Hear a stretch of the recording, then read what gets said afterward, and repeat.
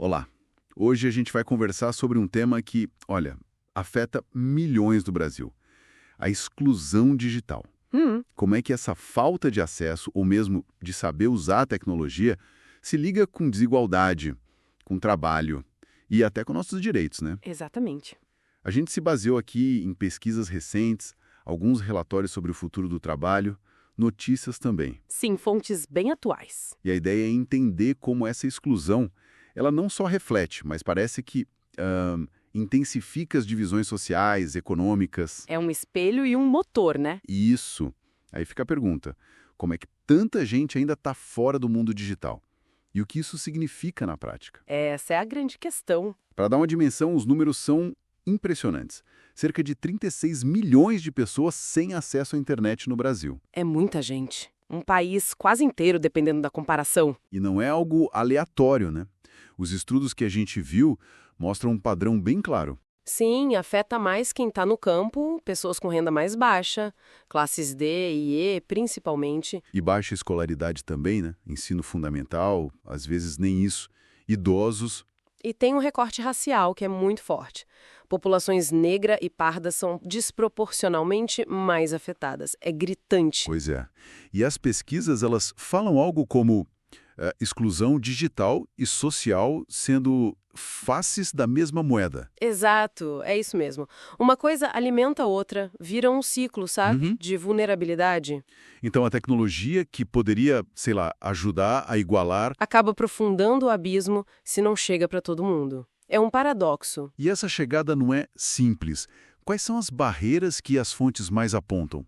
Olha, basicamente são duas grandes barreiras. A primeira é a mais óbvia, talvez, a econômica e de infraestrutura. Falta de grana para comprar um celular, um computador, ou morar num lugar que nem tem sinal, né? Isso, exatamente. Existem iniciativas, claro. O governo tem programas como o Wi-Fi Brasil para levar a internet para locais públicos vulneráveis. Ah, sim. E aquele de doar computadores? O Computadores para a Inclusão, isso, que recondiciona e doa equipamentos. O IBGE até mostra alguma melhora no acesso geral e tem cidades tipo Salvador com planos próprios para isso. Mas e a segunda barreira? Se falou que eram duas. Parece que ter o aparelho e o sinal não resolve tudo. Nem de longe. Essa é talvez a mais sutil, mas igualmente importante. É o que chamam de analfabetismo digital. Analfabetismo digital. Mesmo com acesso, muita gente simplesmente não sabe usar a internet de forma útil. Ou nem vê valor nisso por falta de conhecimento mesmo. Tipo coisas básicas como mandar um anexo no e-mail, usar um serviço do governo online. Informacional, que é, bom, entender a informação que você encontra, usar de forma crítica, sabe? Não só consumir. Entendi. E esse ponto do letramento, isso bate direto na questão do trabalho, imagina?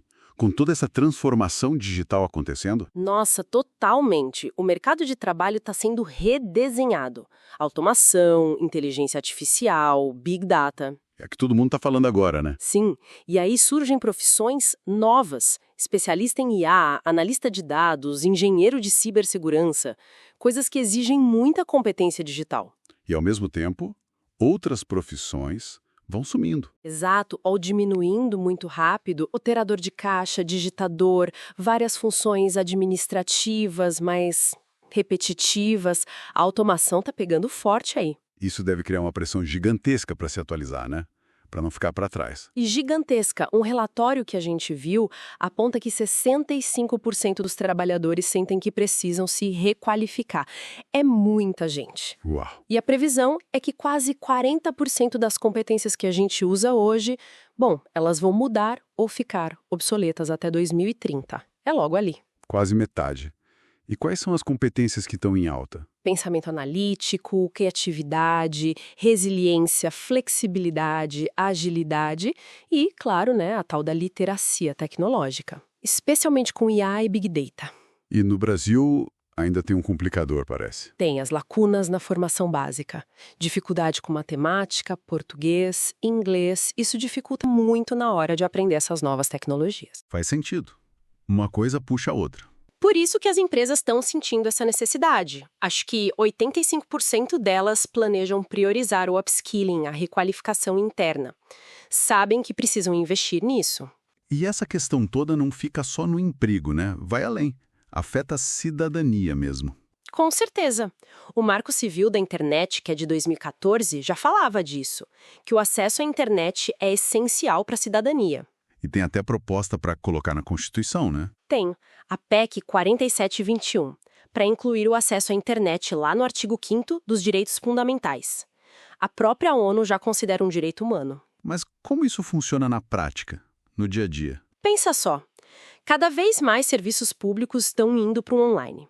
Pedir auxílio emergencial, agendar consulta no posto, dar entrada na aposentadoria. Tudo pelo aplicativo ou pelo site. Exato. Se você não tem acesso ou não sabe usar, como é que você exerce esses direitos básicos?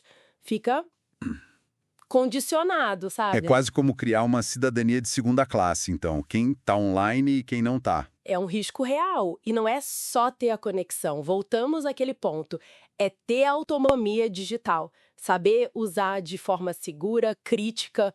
Identificar fake news, proteger seus dados. E isso é construir o que se chama de cidadania digital, que envolve até empatia online, etiqueta, segurança. Se não tiver políticas sociais fortes junto com a tecnologia... Políticas para qualificar, para proteger quem perde o emprego na transição. Exatamente. Senão a tecnologia, em vez de ajudar, pode acabar piorando as desigualdades que a gente já tem, e muito. Então, resumindo, a exclusão digital no Brasil é um nó bem complexo.